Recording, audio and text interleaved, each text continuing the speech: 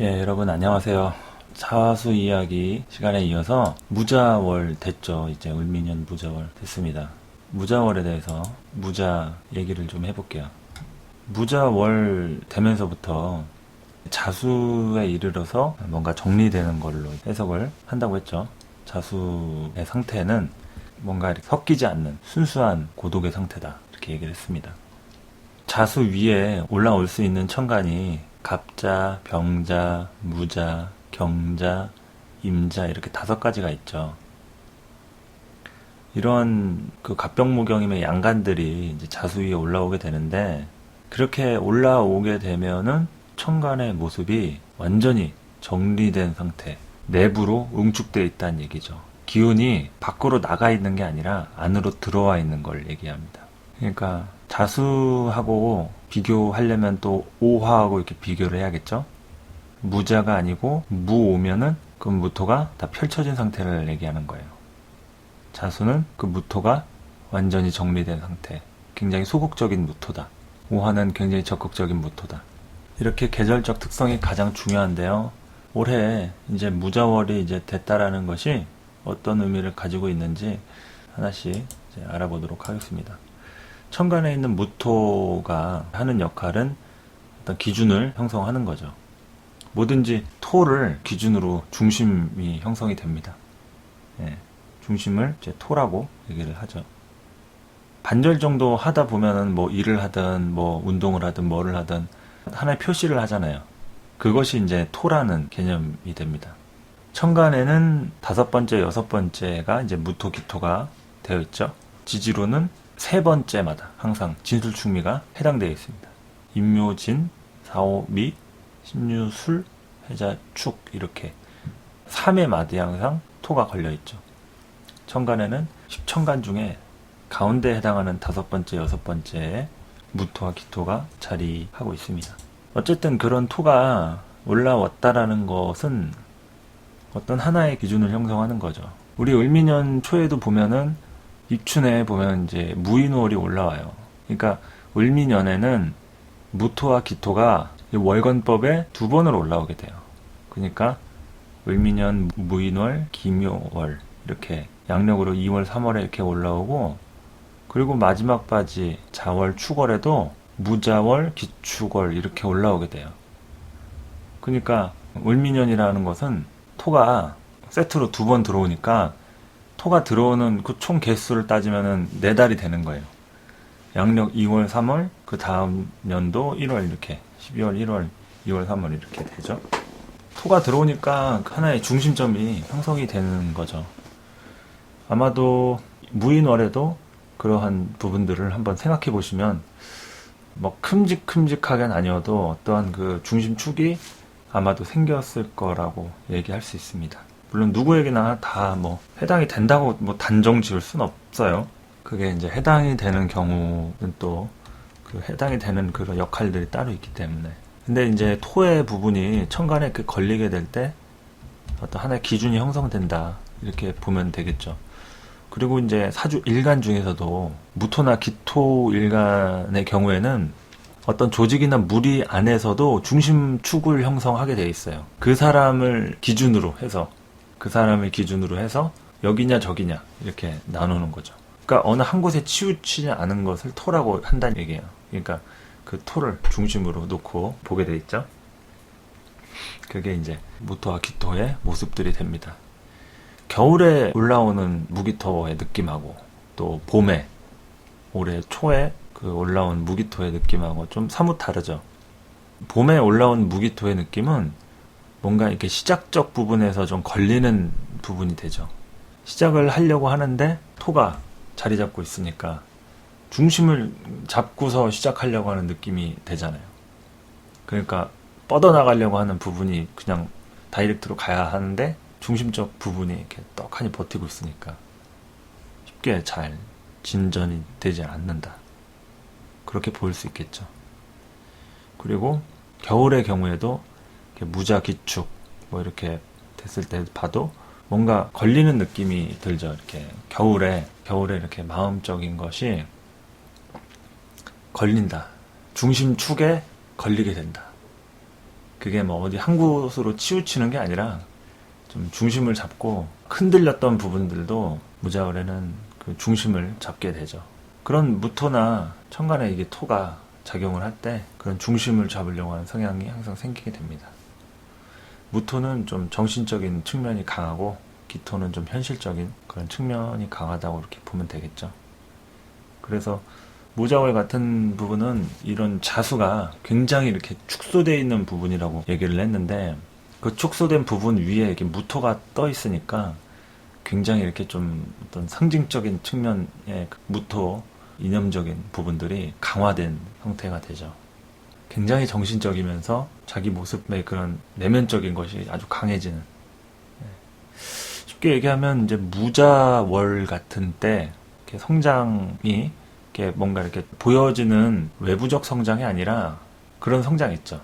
내부적 어떤 깨달음이라든가 뭔가 철학적 고찰이나 사색, 궁리 이런 것들 무자월에 아주 잘 이루어지게 됩니다. 그래서 이제 이런 자수와 무토가 개입된 사주들은 그런 정신 통일을 시키는 것을 아주 잘 합니다. 하겠다 하면 확실하게 하죠. 명확하게 아주 집중력을 가지고 합니다. 천간의 무토나 지지의 자수가 찌그러져 있지만 않으면, 막 극당하고 막 축 맞고 막 합대고 막 그러지만 않으면 대체적으로 자기가 하고자 하는 부분에, 지금 얘기한 뭐 합이라고 하는 거는 이 묶여있는 그런 부분을 얘기하는 거예요. 지지에 있는 삼합 이런 거는 오히려 더 그 기능을 키워줄 수 있습니다. 그러니까 제가 뭐 항상 찌그러져 있다, 기능이 발달돼 있다, 이거는 그 해당 오행이나 글자를 좀 더 이렇게 밀어주면서 이렇게 생조를 해주느냐 아니면 방해하느냐 이런 요소니까, 너무 이렇게 또 단편적으로 막 뭐 어떤 게 찌그러져 있느냐 막 이렇게 너무 고민하지 마시고 간단하게 해석을 일단 우선적으로 하면 됩니다.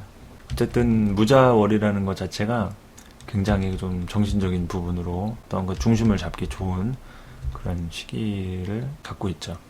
무자월은 하여튼 좋은 때입니다. 무토가 자수의 안정을 갖고 자기의 모습을 아주 그 비밀리에 감추는 그런 역할을 하게 되죠. 자수 위에 올라오는 모든 천간들은 다 상징적인 부분을 갖게 되죠. 어떤 천간이든 간에. 그러니까 그런 상징적인 모습들이 자기 나름대로 저마다 단절돼 있고 차단돼 있고 뭔가 앞으로 이렇게 나가기 전에 준비하는 그런 속성들이 이렇게 무자월에 나타나 있다고 이렇게 보면 됩니다. 어쨌든 정리가 되는 부분으로 잘 생각을 하시고, 이런 때 뭔가 정신을 통일시켜서 하나의 집중력을 가지고 책을 읽는다든지 영화를 본다든지 관계적인 소통도 잘 될 수 있고요.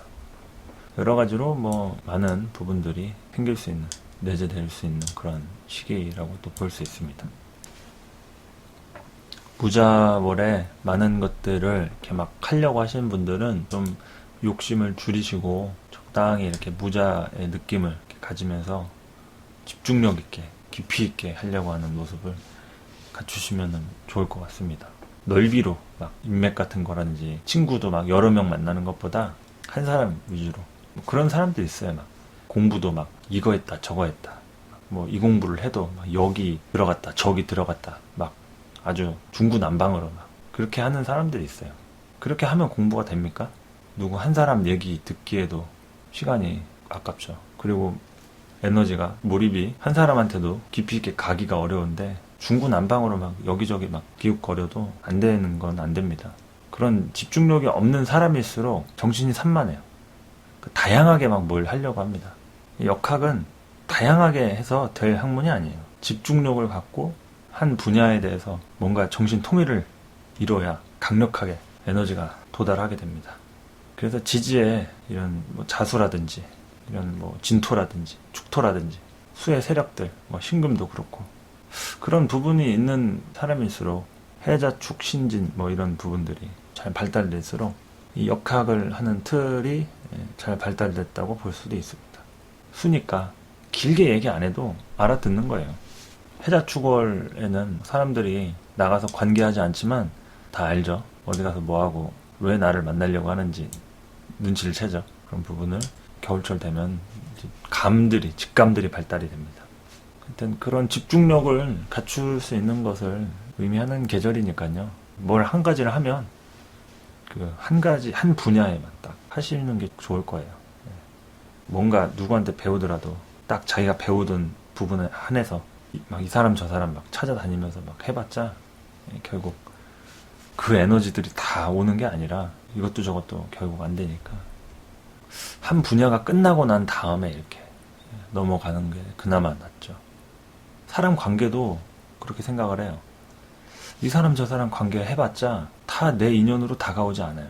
그런 거는 정말 탁한 관계예요. 대인 관계가 이제 인맥이라고 하는 게 이렇게 넓이를 얘기할 때는 탁해야 넓을 수가 있죠.